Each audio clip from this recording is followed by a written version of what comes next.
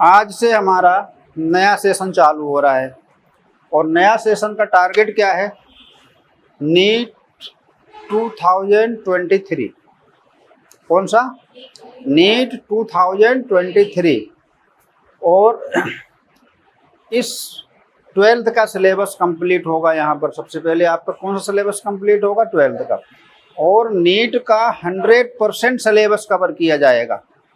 मतलब कोई भी ऐसा टॉपिक नहीं होगा जो छूटेगा।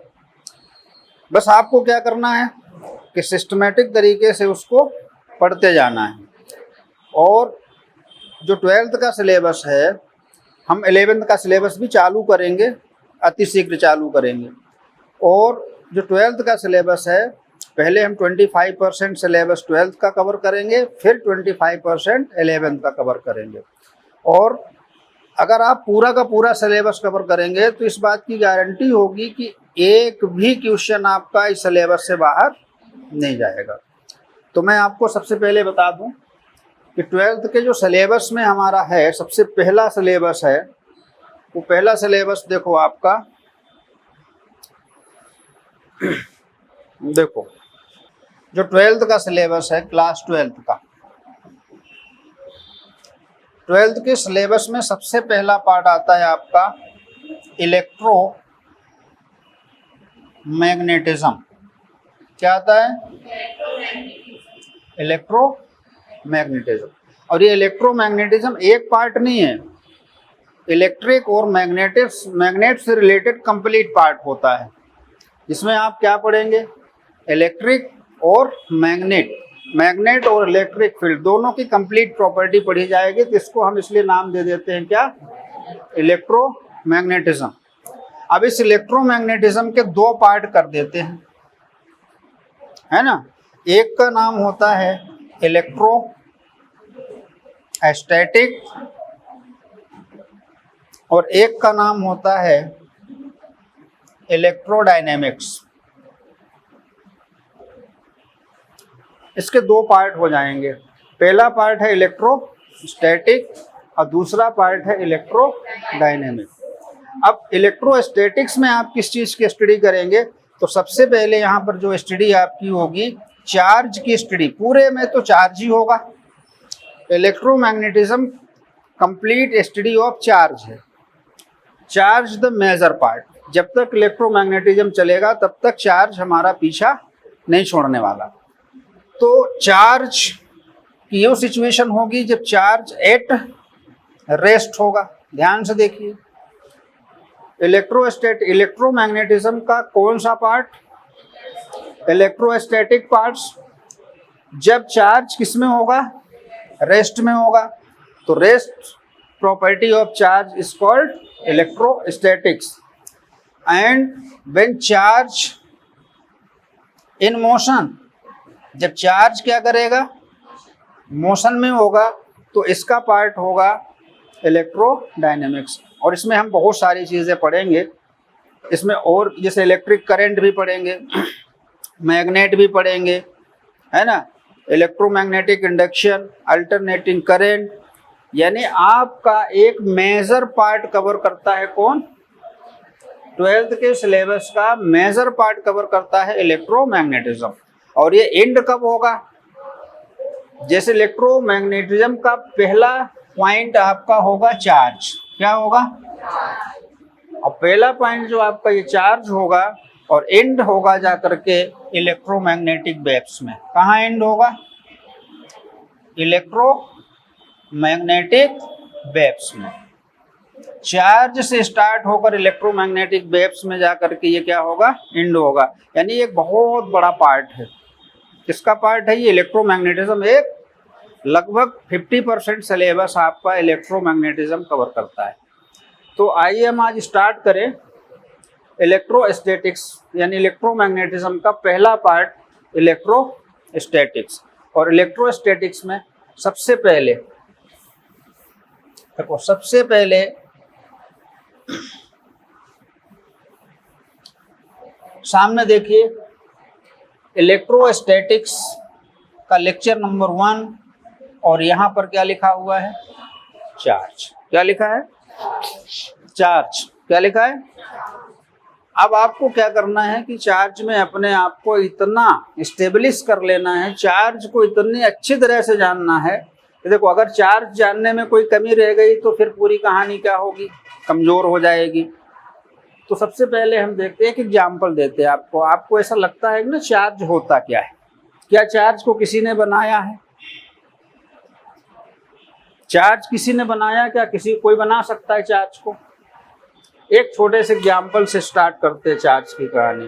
देखो मैं यहाँ लिखता हूँ चार्ज और यहाँ लिखता हूँ मास। इसके बारे में तो आपको पता होगा कि मास क्या होता है। मास किसी भी मटेरियल की प्रॉपर्टी होती है। जिस समय कोई मास, कोई ऑब्जेक्ट, कोई मटेरियल बनता है तो क्या हम उसमें मास अलग से डालते हैं? अपने आप आ जाता है ना। अगर आपसे बात की जाए कि एक एटम, सबसे स्मॉलेस्ट पार्टिकल क्या होता है? एटम होता है। और सबसे स्मॉलेस्ट पार्टिकल एटम है। एटम से ही आपके क्या बनता है? मॉलिक्यूल्स बनते हैं। और मॉलिक्यूल्स से क्या बनता है? और जैसे आप किसी ऑब्जेक्ट को रेडी करते हैं उसके अंदर मास अपने आप ऐड हो जाता है। मतलब मास हमें डालने की जरूरत। तो किसी ऑब्जेक्ट की दो तरह की प्रॉपर्टी होती है, एक एक्सट्रेंसिक और एक इंट्रेंसिक। ध्यान सुनना, एक एक्सट्रेंसिक और एक इंट्रेंसिक। एक्सट्रेंसिक का मतलब ये होता है कि जब हम कोई प्रॉपर्टी अलग से ऐड करते हैं। आपने सुना होगा या देखा होगा वाटर का कलर कैसा होता है? लोग कहते हैं कलरलेस।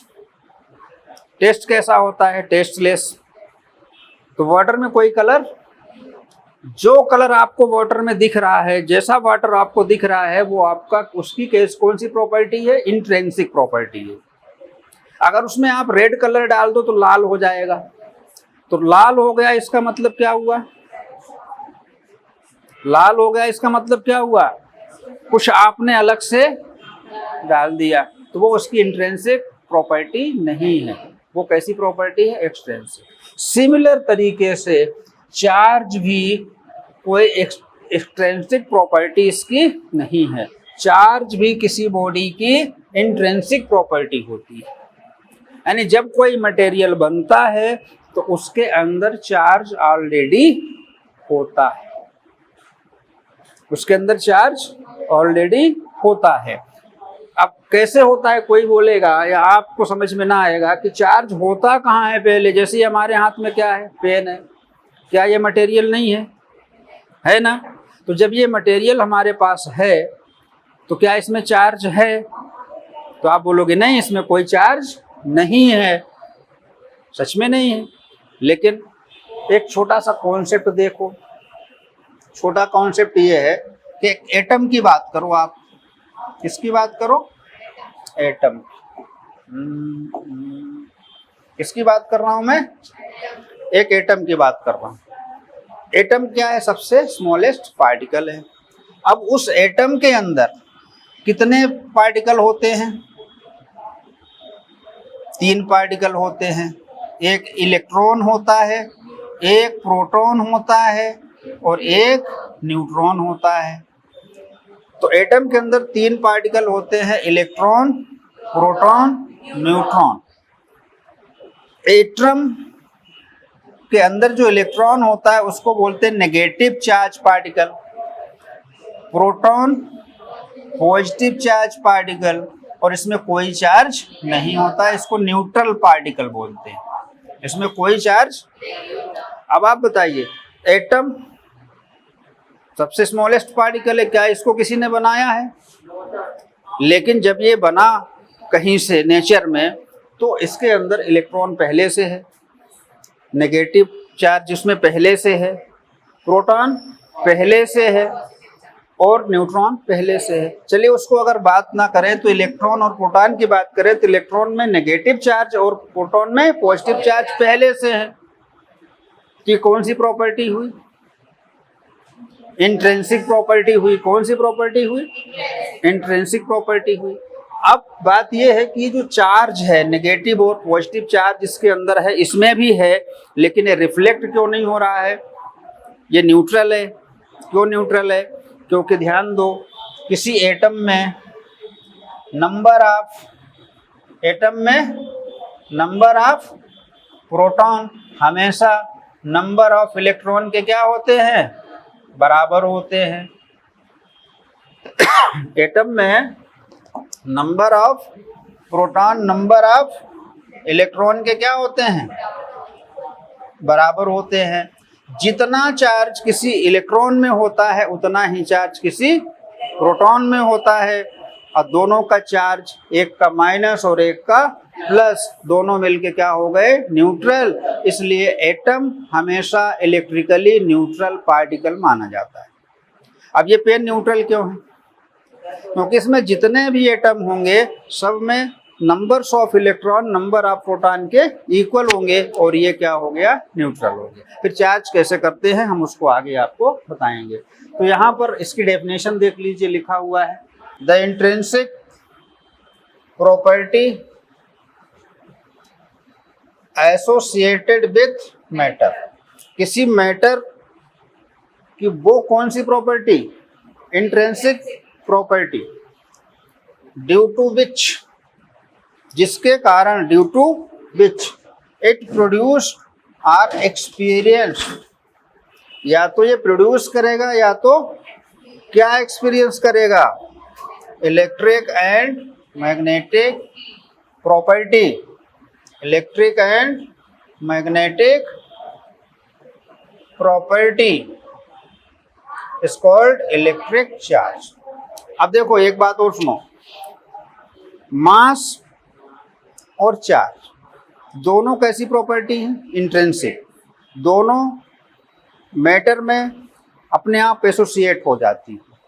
मास क्या बताती है, मास क्या बताएगा हमको, मास बताना है कि उसमें कितना मटेरियल, कितना अमाउंट ऑफ मटेरियल इंक्लूड है, और चार्ज क्या बताएगा, इलेक्ट्रिक और मैग्नेटिक प्रॉपर्टी बताएगा।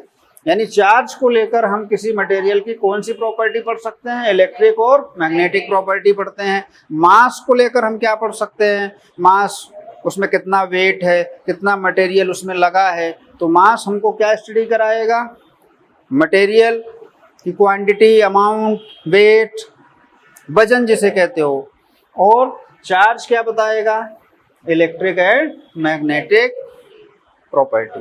यानी जो चार्ज है, इस चार्ज की बात है, चार्ज को डिफाइन एक बार फिर से देख लेना, the intrinsic property associated with matter due to which, जिसके कारण, due to which it produce और experience electric and magnetic property is called. यानी चार्ज की जरूरत हमें इसलिए है क्योंकि हम किसी मटेरियल की इलेक्ट्रिक और मैग्नेटिक प्रॉपर्टी की स्टडी करेंगे, और जब भी हम इलेक्ट्रिक या मैग्नेटिक प्रॉपर्टी की स्टडी करेंगे तब हमें किसकी जरूरत पड़ेगी, चार्ज। ठीक है। अब चार्ज को हम रिप्रेजेंट किससे करते हैं, जरा ध्यान से देखें। चार्ज को फील करना, फील, रिप्रेजेंट किससे करते हैं हम, इसको क्यू से रिप्रेजेंट करते हैं। किससे, क्यू से। देखो कैपिटल लिखो या स्मॉल लिखो, ये कोई मैटर नहीं है, चार्ज को हम क्यू से रिप्रेजेंट करेंगे। अगर प्लस क्यू चार्ज है, पॉजिटिव चार्ज है, तो हम प्लस क्यू लिख सकते हैं, और नेगेटिव चार्ज है तो हम इसको माइनस क्यू लिख सकते हैं। प्लस क्यू और माइनस क्यू कुछ भी लिख सकते हैं, छोटा लिखें, स्मॉल लिखें या कैपिटल लिखें, कोई मैटर नहीं रखता। आप रिप्रेजेंट किससे करेंगे चार्ज को, क्यू से। जैसे आपको किसी ने बोला मास को किससे रिप्रेजेंट करते हो, तो आप बोलते हो मास को रिप्रेजेंट करता हूं एम से, एम इज द मास, तो क्यू इज द चार्ज। अब जब चार्ज को हम रिप्रेजेंट क्यू से करते हैं तो इसकी यूनिट भी जानना जरूरी है कि चार्ज की यूनिट क्या होती है। तो सबसे पहले देखो आप, unit of charge, unit of charge. तो चार्ज की जो यूनिट होती है, हमने देखा है कि एक यूनिट होती है SI, एक होती है CGS, एक होती है MKS, एक होती है FPS। जनरली हम ज़्यादातर ये यूनिट्स का यूज़ करते हैं, SI यूनिट और CGS यूनिट, SI यूनिट और CGS यूनिट। इसके अलावा भी एक यूनिट यूज़ होती है जिसको हम बोलते हैं प्रैक्टिकल यूनिट। क्या बोलते हैं, प्रैक्टिकल यूनिट। तो पहले हम किसकी बात कर लें, पहले हम SI यूनिट की बात कर लें। देखो SI यूनिट होती है कूलॉम।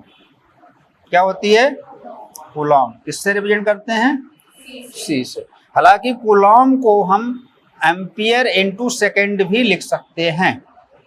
क्या लिख सकते हैं? चलो पूरी यूनिट फिर से देखो शुरू से। चार्ज को किससे रिप्रेजेंट करते हैं? रिप्रेजेंट किससे करते हैं? क्यू से। तो charge is represented by Q. Plus charge plus Q, minus charge minus Q. चलो यूनिट एसआई यूनिट, सारी यूनिट्स आपको सिखाएंगे। एसआई यूनिट, एसआई यूनिट सीखो पहले। एसआई यूनिट होती है कूलॉम। क्या होती है? कूलॉम किसी का नाम है, एक साइंटिस्ट का नाम है कूलॉम। इसको शॉर्ट में लिख सकते हो आप सी। अब कूलॉम के अलावा इसकी एक एसआई यूनिट हम इसको ऐसे लिख सकते हैं, एम्पियर इनटू सेकेंड। क्या लिख सकते हैं? क्यों लिख सकते हैं ऐसा? देखो, charge equals to I into T. Charge equals to I into electric charge equals to, इसको बोलते हैं करंट और इसको बोलते हैं टाइम। तो क्यू चार्ज की यूनिट, कूलॉम लिखा है। इसको इसके टर्म में भी यूनिट दे सकते हैं। आई की यूनिट क्या हुई? एम्पियर। टी की यूनिट क्या हुई? Ampere into second.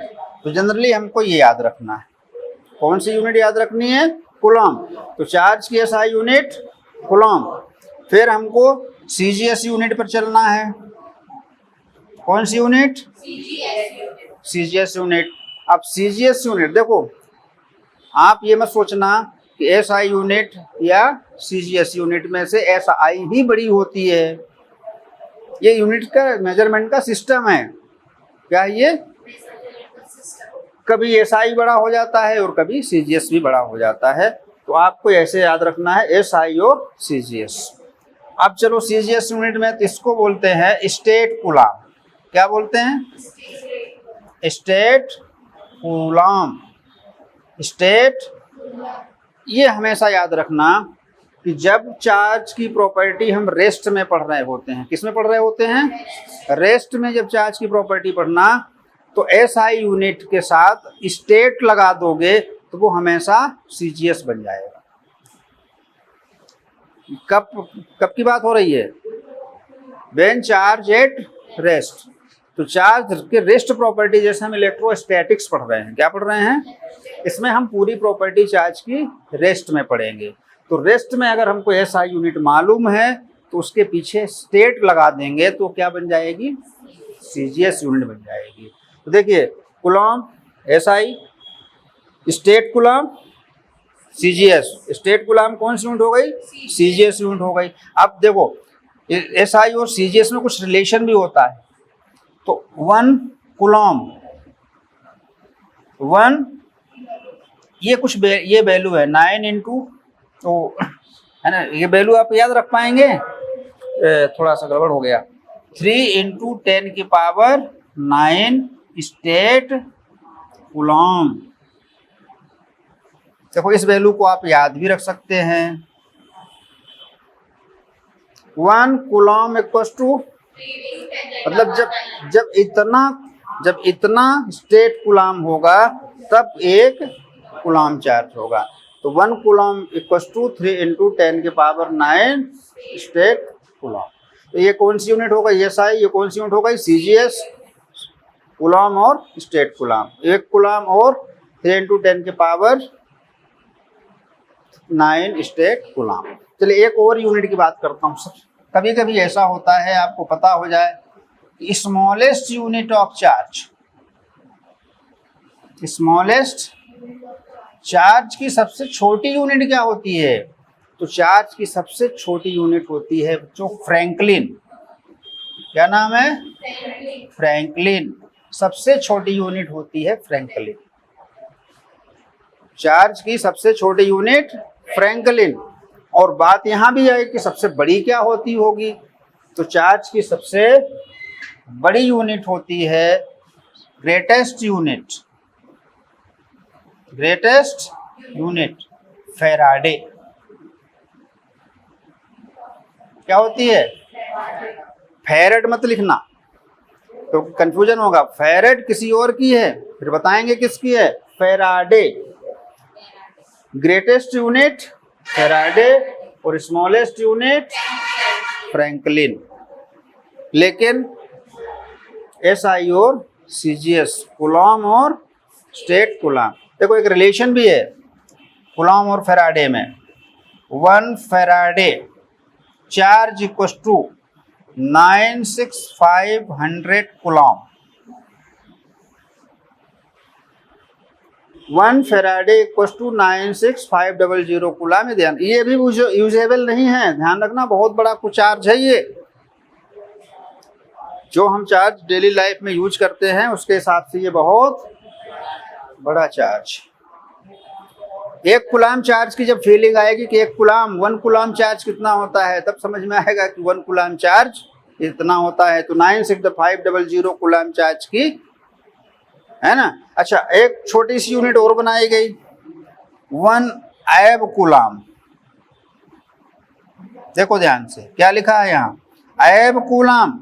1 एब, एब का मतलब एब्सोल्यूट, एब का मतलब, अच्छा उसको बहुत ज्यादा नहीं दिया गया है, 10 कूलॉम ही दिया गया है। मतलब 1 एब्सोल्यूट कूलॉम को 10 कूलॉम ही दिया गया है। मतलब 10 कूलॉम है तो उसको आप 1 एब्सोल्यूट कूलॉम कह सकते हो। तो ये एक यूनिट हो गई। कितनी यूनिट हो गई, देखो SI यूनिट कूलॉम या ampere, second CGS unit state Coulomb. देखो रिलेशन देख लो, सामने रखा है। फिर सबसे स्मॉलेस्ट यूनिट ध्यान रखो, सबसे बड़ी यूनिट देख लो फैराडे, और एक यूनिट ये भी है ना। तो देखो SI और CGS को छोड़ दिया जाए तो बाकी सारी यूनिट प्रैक्टिकल यूनिट कहलाती हैं। तो चार्ज एक ऐसी प्रॉपर्टी है, इंट्रिंसिक प्रॉपर्टी है, जिससे हम किसी भी मटेरियल के इलेक्ट्रिक और मैग्नेटिक प्रॉपर्टी की स्टडी करेंगे। उसको Q से रिप्रेजेंट करेंगे। SI यूनिट आप देख लिए। और अब इसके बाद टाइप्स ऑफ चार्ज, कहाँ चलते हैं अपन, types of charge. Types of, देखो कितने टाइप के चार्ज हैं, नेगेटिव चार्ज, नहीं वो नीचे वाला नहीं देखना, अभी इसको थोड़ी देर छिपा के रखो, है ना। पॉजिटिव चार्ज, नेगेटिव, सिर्फ 2 ही टाइप है चार्ज के, पॉजिटिव और नेगेटिव, वो कुछ और है, ठीक है। Positive charge and negative charge. अब देखिए, जब हम किसी बॉडी को चार्ज कहते हैं, इसमें पॉजिटिव चार्ज हो गया, इसमें नेगेटिव चार्ज हो गया, हम किसी बॉडी को चार्ज दे नहीं सकते, है ना। पॉजिटिव और नेगेटिव है क्या, रियल में आप ये देखो पॉजिटिव और नेगेटिव चार्ज होता क्या है। चलिए यहाँ देखिए, मान लीजिए आपका ये एटम है, क्या है ये एटम। एटम का ये सेंट्रल पार्ट होता है, इसको न्यूक्लियस बोलते हो, इसको ऑर्बिट बोलते हो। किसी एटम में जितने प्रोटॉन होते हैं उतने ही इलेक्ट्रॉन होते हैं। अब जितने प्रोटॉन हैं वो सब कहाँ होते हैं, यहाँ होते हैं। कहाँ होते हैं, न्यूक्लियस में। और इलेक्ट्रॉन्स कहाँ होते हैं, यहाँ होते हैं ऑर्बिट में। और ऑर्बिट में इलेक्ट्रॉन करते क्या हैं, रिवॉल्व होते हैं। अगर मान लीजिए कोई ऐसा एटम है, जैसे इसका एटॉमिक नंबर कितना है, मान लो 10, कितना है एटॉमिक नंबर 10, किसका होता है, नियोन का। नियोन में कितने प्रोटॉन हैं, ये बता रहा है 10 हूँ, कितने हूँ 10, कहाँ है, न्यूक्लियस में, ठीक है। और ये क्या है, ऑर्बिट, इसमें कौन है, इसमें है इलेक्ट्रॉन, कौन है, अब जितने इलेक्ट्रॉन है उतने प्रोटॉन है। एटम क्या है, न्यूट्रल है। एटम क्या है, न्यूट्रल है। एटम इलेक्ट्रिकली न्यूट्रल है, ठीक है। अब मैं क्या कर सकता हूँ, देखो प्रोटॉन न्यूक्लियस में होते हैं, सेंट्रल पार्ट होता है, यहाँ से आप प्रोटॉन को तो ना तो निकाल सकते हो, ना यहाँ तक किसी प्रोटॉन को आप अलग से पहुंचा सकते हो। सिर्फ क्या कर सकते हो, यहाँ जो इलेक्ट्रॉन्स हैं, इन इलेक्ट्रॉन्स को, अच्छा देखो बहुत सारे ऑर्बिट होते हैं, है ना, ऐसा दूर चले जाओ, है ना, तो अंदर वाले जो ऑर्बिट के इलेक्ट्रॉन होते हैं उनको भी आप कुछ नहीं करना है, आपको आउटर मोस्ट शेल के इलेक्ट्रॉन को देखना है। अब जैसे मान लीजिए आपने यहाँ पर जितने इलेक्ट्रॉन्स है उतने प्रोटॉन है, ये बॉडी कैसी है, न्यूट्रल है। अब आप एक इलेक्ट्रॉन इसका बाहर कर लीजिए, क्या कर लीजिए, एक इलेक्ट्रॉन यहाँ से हमने इसे बाहर कर लिया। एक इलेक्ट्रॉन बाहर कर लिया तो यहाँ पर जितने, जैसे देखो यहाँ 10 प्रोटॉन है तो 10 इलेक्ट्रॉन रहे होंगे, न्यूट्रल था। अब एक इलेक्ट्रॉन आपने यहाँ क्या कर लिया, बाहर कर लिया, तो जब एक इलेक्ट्रॉन आपने यहाँ बाहर कर लिया तो इसमें कितने इलेक्ट्रॉन बचे? 9। कितने प्रोटॉन है? 10। कितने प्रोटॉन न्यूट्रल होंगे? 9। एक प्रोटॉन बचेगा, एक प्रोटॉन बचेगा, वो एक प्रोटॉन यहाँ रिफ्लेक्ट करेगा, तो हम ये बोलेंगे कि इसमें एक पॉजिटिव चार्ज आ गया। अब ये न्यूट्रल है क्या? नहीं है ना, न्यूट्रल नहीं है ना। न्यूट्रल इसलिए नहीं है क्योंकि यहाँ इलेक्ट्रॉन क्या हो गए हैं? डेफिशिएट हो रहे हैं, इलेक्ट्रॉन कम हो रहे हैं। अगर आप एक और इलेक्ट्रॉन निकाल लो, एक और इलेक्ट्रॉन निकाल लो, जितने आप इलेक्ट्रॉन निकालते जाओगे उसमें उतने ही proton as a compare of electron excess हो जाएंगे। तो प्रोटॉन क्या हो गए? कम हो गए। नहीं, प्रोटॉन क्या हो गए? बढ़े भी नहीं प्रोटॉन, प्रोटॉन उतने ही हैं, सिर्फ इलेक्ट्रॉन डेफिशिएट हो गया, इलेक्ट्रॉन कम हो गया। तो जिस बॉडी से इलेक्ट्रॉन डेफिशिएट हो जाता है उस बॉडी पे कौन सा चार्ज आने लगता है? हम कहते हैं बॉडी पॉजिटिवली चार्ज हो रही है।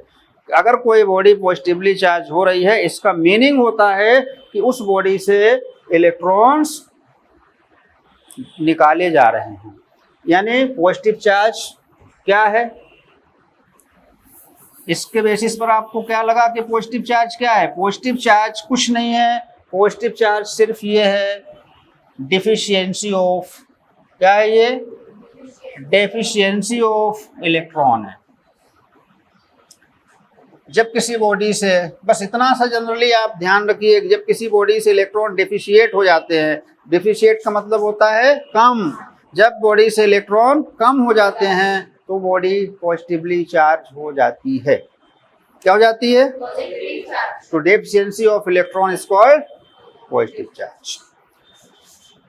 दूसरी, इसी का अपोजिट देखो। अपोजिट मतलब यहाँ पर 10 प्रोटॉन्स हैं, आउटर सेल पे 10 इलेक्ट्रॉन्स होंगे। अब अगर मैं इसमें अलग से इलेक्ट्रॉन दूसरी बॉडी से निकाल के इसमें डाल दूं, अगर इसमें इलेक्ट्रॉन डाल दूंगा तो पहले 10 इलेक्ट्रॉन थे, अब कितने हो जाएंगे? 11। और पहले कितने प्रोटॉन है इसमें? 10 प्रोटॉन, 10 इलेक्ट्रॉन न्यूट्रल बना रहे हैं पार्टिकल को, लेकिन एक इलेक्ट्रॉन बढ़ गया। अब वो किसको न्यूट्रल करेगा? किसी को नहीं। तो वो यहाँ क्या रिफ्लेक्ट करेगा? जैसे जैसे आप इसमें इलेक्ट्रॉन क्या करते जाओगे? बढ़ाते जाओगे, ये नेगेटिव चार्ज होती जा रही है। मीनिंग क्या हुआ? मीनिंग ये हुआ कि किसी बॉडी पे एक्सेस हो रहा है इलेक्ट्रॉन। एक्सेस कौन हो रहा है? अभी किस बॉडी से? अभी डेफिशिएट हो रहा था, कम हो रहा था, अब क्या हो रहा है? तो जब किसी बॉडी पर इलेक्ट्रॉन एक्सेस होता है तो बॉडी नेगेटिवली चार्ज हो जाती है। यानी नेगेटिव चार्ज का मतलब क्या होता है? नेगेटिव चार्ज और कुछ भी नहीं है, सिर्फ क्या है? Excess of electron. ऐसे याद रखो, excess of electron is called negative charge. Excess of electron is called negative charge. यानी अब आपको ये ढूंढने की जरूरत नहीं है कि बॉडी नेगेटिव कैसे होती है और पॉजिटिव कैसे होती है। अगर आप एक बॉडी से इलेक्ट्रॉन निकालते हैं तो उस बॉडी पे इलेक्ट्रॉन कम हो जाते हैं, डेफिशिएट होते हैं।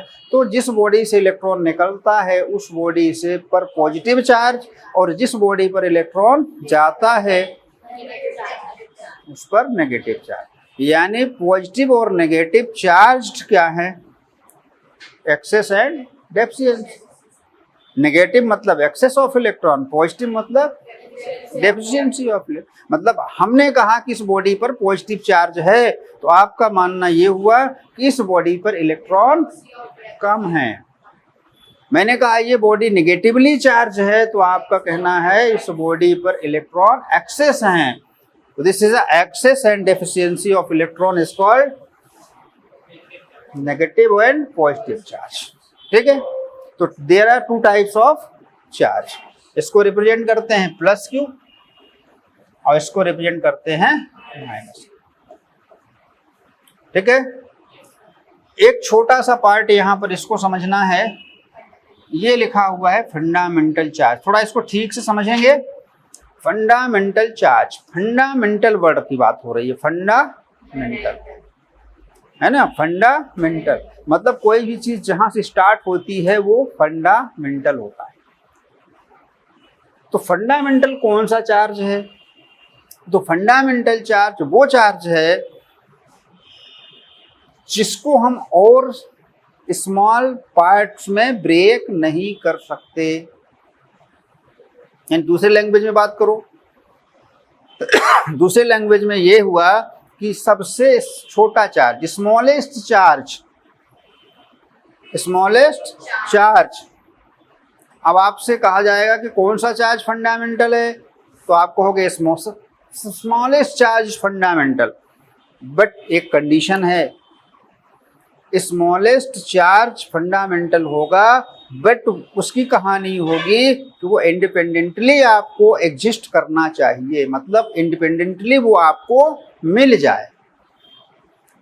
इमेजिन तो हम कुछ कर लेंगे, सबसे छोटा ये, और वो मिले ही नहीं, तो अगर आप सबसे छोटा, जैसे हमने कहा 1 rupees, now we take 1 rupees, 1 रुपया आपको मिल सकता है? नहीं मिल सकता। इंडिपेंडेंटली 1 का कॉइन मिल जाएगा, लेकिन अब अगर आप बोले 1 पैसा है, तो छोटा 1 पैसा 1 रुपीज से छोटा है, लेकिन क्या वो आपको मिल सकता है इंडिपेंडेंटली? तो 100 पैसा मिल सकता है आपको, 100 पैसा आपको मिल सकता है, 1 रुपीज होगा, वो साथ में मिलेगा। पर 1 पैसा देखो है तो 1 रुपीज से छोटा, पर 1 पैसा डज नॉट एग्जिस्ट इंडिपेंडेंटली। 1 पैसा अभी करंट में एग्जिस्ट नहीं करता, तो हम उसको स्मॉलेस्ट यानी फंडामेंटल नहीं बोल सकते। फंडामेंटल क्या कह रहा है? फंडामेंटल कह रहा है द स्मॉलेस्ट चार्ज। इसके पीछे लॉजिक है कि the smallest charge which exist independently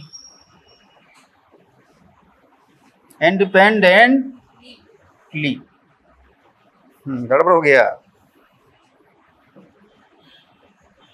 independently जो क्या करे, आपके पास एग्जिस्ट करे। अब आप बोलोगे कि ये कहाँ मिलेगा, कौन है? तो सबसे छोटा चार्ज, या इस तरह से भी कह सकते हो स्मॉलेस्ट चार्ज। देखो the smallest charge which exist independently, that charge is called fundamental charge. अब बोलो ये मिलेगा कहाँ? तो ये मिलेगा कहाँ मिलेगा? सुनिए, इसको दूसरी डेफिनेशन ले देता हूं। द अमाउंट ऑफ चार्ज, दूसरी डेफिनेशन देखो, the amount of charge present in electron, present in लो,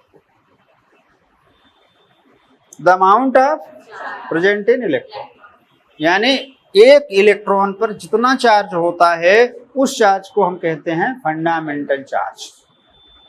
अब सोचें, एक इलेक्ट्रॉन का चार्ज को ब्रेक कर सकते हैं क्या? नहीं। वो यूनिवर्स का सबसे स्मॉलेस्ट एग्जिस्टेंस चार्ज है। अच्छा, तो फिर आप प्रोटॉन के चार्ज को फंडामेंटल क्यों नहीं बोल रहे? क्योंकि जितना चार्ज इलेक्ट्रॉन में है अभी, उतना ही चार्ज प्रोटॉन में है, अभी बताया। लेकिन जब इलेक्ट्रॉन के चार्ज को फंडामेंटल कह सकते हैं, उतना ही चार्ज प्रोटॉन पे है। क्यों नहीं कह सकते? क्योंकि प्रोटॉन का चार्ज ब्रेक हो जाता है।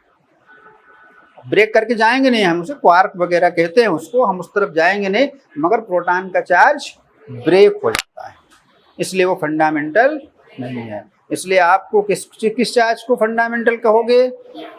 इलेक्ट्रॉन के चार्ज को फंडामेंटल चार्ज कहेंगे। कितना होता है जरा ध्यान देखिए। इसको रिप्रेजेंट कैसे करते हैं इलेक्ट्रॉन के चार्ज को? ई से, और इसकी वैल्यू होती है, ध्यान से देखिएगा, 1.6 × 10⁻⁻19 कूलम। ये उसका मैग्नीट्यूड है, ये इसकी यूनिट है। और अगर यहाँ माइनस लगा दिया तो उसका नेचर है। आपको ये नहीं कहना है कि ये माइनस इतना कम है, ये उसका नेचर है, इलेक्ट्रॉन के चार्ज का ये नेचर। अगर आपसे पूछा जाए प्रोटॉन का चार्ज कितना होता है, एज सिमिलर 10⁻⁻19 कूलम, नेचर क्या है उसका? पॉजिटिव है। देखो दोनों की वैल्यू क्या है, याद रखना है। अगर चार्ज को अपने दिमाग पे एडजस्ट कराना है तो ये छोटी वैल्यू सब यहाँ से याद होंगी, क्योंकि इलेक्ट्रॉन पर जो सबसे स्मॉलेस्ट चार्ज होता है वो यही है। ये माइनस कुछ नहीं है, माइनस उसका नेचर है, नेगेटिव चार्ज होता है। ये प्रोटॉन का चार्ज है, प्लस कुछ भी नहीं है, उसका नेचर है। तो इलेक्ट्रॉन के चार्ज और प्रोटॉन के चार्ज सेम होते हैं, ये इनके नेचर नेगेटिव और पॉजिटिव। तो वैल्यू ऑफ फंडामेंटल चार्ज ऐसा भी कह सकते हो, चार्ज ऑन इलेक्ट्रॉन भी याद कर सकते हैं। आपको ये ध्यान में रखना है कि इलेक्ट्रॉन की ही कहानी होती है, है ना, इलेक्ट्रॉनिक्स क्या होती है, इलेक्ट्रॉन की ही कहानी है। और जो हम पढ़ रहे हैं ये इलेक्ट्रॉनिक्स ही है। 12th की फिजिक्स का ये कौन सा पार्ट चलेगा, इलेक्ट्रॉनिक्स। और इलेक्ट्रॉनिक्स में पहला पार्ट इलेक्ट्रोमैग्नेटिज्म और उसके पहला part electrostatics, where charge at rest. और ये इलेक्ट्रॉन बाद में चलेगा, दौड़ेगा, चलेगा ही नहीं, बहुत तेज चलेगा और दौड़ेगा, पर अभी ये रेस्ट में रहेगा, तभी अब इसकी प्रॉपर्टी पढ़ेंगे। तो क्या है fundamental charge? Fundamental charge the smallest charge which exist independently, जो इंडिपेंडेंटली हमको मिल जाए। हम स्मॉलेस्ट तो कुछ भी सोच लें, पर मिले नहीं तो वो नहीं है। या एक इलेक्ट्रॉन पर जितना चार्ज होता है उसको भी हम फंडामेंटल चार्ज कह सकते हैं। तो types of charge and fundamental charge, है ना। अच्छा एक चीज और बता दूं, जब चार्ज की बात हुई है थोड़ा मास की बात कर लेता हूं, कर लूं। देखिए इलेक्ट्रॉन पर चार्ज कितना होता है, फिर से मैं यहाँ रिफ्लेक्ट करूंगा आपके सामने। इलेक्ट्रॉन का चार्ज होता है -1.6 इंटू 10⁻⁻19 कूलम, ठीक है। हाँ कूलम, कूलम, कूलम, चार्ज की यूनिट कूलम, शॉर्ट में सी लिख दिया। अब देखो ध्यान से, प्रोटॉन पर चार्ज प्लस में 1.6 into 10⁻⁻19 coulomb, which is fundamental. These are these, proton का ही चार्ज लिखा है भाई साहब। हाँ तो रिप्रेजेंट यहां से देख लो, आप यहां से देख लो, ठीक है ना, सिमिलर हैं, बस आपको याद रखना नेचर अलग होता है ना। रिप्रेजेंटेशन कुछ नहीं काम करेगा। चार्ज का नेचर पॉजिटिव और नेगेटिव, पॉजिटिव प्रोटॉन के पास, नेगेटिव नेचर इलेक्ट्रॉन के पास, वैल्यू दोनों की same. But fundamental is the charge on electron, है ना, ठीक है। मास ऑफ इलेक्ट्रॉन देखिए, मास ऑफ, हाँ ये छोटी छोटी क्वांटिटीज जब तक याद नहीं रहेंगी तो परेशानी हो सकती है। 9.1 10⁻31 kg, किलोग्राम में लिखा है, किसमें लिखा है, लेकिन 10⁻31 के पीछे का सिंबल देखना कितना स्मॉल है। अगर ये माइनस मिटा दिया जाए तब तो फिर ये उठेगा ही नहीं क्रेन से, लेकिन माइनस लग गया 31 kg तो ये दिखेगा भी नहीं आंख से, इतना छोटा mass. Mass of proton 1.67 into 10⁻⁻27 kg। देखो यहाँ 20, इसको 1 AMU भी पढ़ते हैं, क्या पढ़ते हैं, 1 AMU, 1 atomic mass unit, value इतनी होती है। 1 atomic mass unit, 1 AMU 1.67 into 10⁻⁻20। इन दोनों में से लाइटर और हैवियर, एक हल्का है और एक वजनदार है, कौन है, वजनदार कौन है, हैवी है। देखो कितना टाइम, 27, 28, 9, 30, 31, 4 जीरो लग रहे हैं, 10,000, 10, it is a 10,000 heavier than electron, ये इलेक्ट्रॉन का चार्ज, प्रोटॉन का चार्ज, इलेक्ट्रॉन का मास, प्रोटॉन का मास, दैट इज राइट। हाँ, आगे बढ़कर देखते हैं। सर एक बार रिपीट कर दीजिए, जो बड़ा है ये वाला प्रोटॉन का चार्ज। 10 की पावर -31, 10 की पावर 27। जितने छोटे नंबर पर माइनस लगेगा उतना बड़ा होता जाएगा, जितने बड़े नंबर पर माइनस लगेगा उतना छोटा होता जाएगा। ठीक है।